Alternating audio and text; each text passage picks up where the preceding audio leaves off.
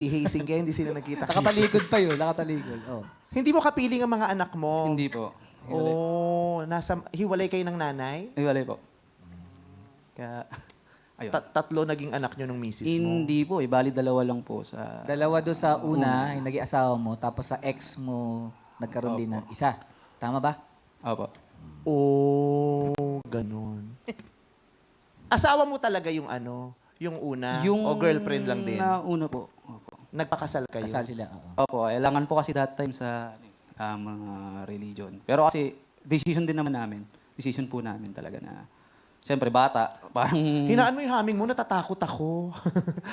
Sino yung naghaham? Ikaw ba? Sino yung naghaham? Yung sino nakakanta? Naririnig ka? May narinig akong ganun. Hindi po ako. Ikaw? Ako po, pero hindi Siya. Just one. Siya. Kumakanta ka? Opo, pero hindi po naghahaming. Oo, hinaan mo lang, nakakatakot kasi naririnig ko. Parang habang nag-uusap tayo sa ba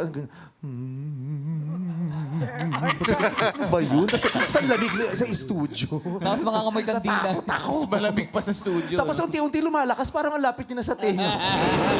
Teka lang, sandali lang naman, Kuya Gerald. Amoy bulaklak na rin. Okay, hindi nag-work yung first relationship. Pag ganon, di ba naghiwalay kayo, Opo.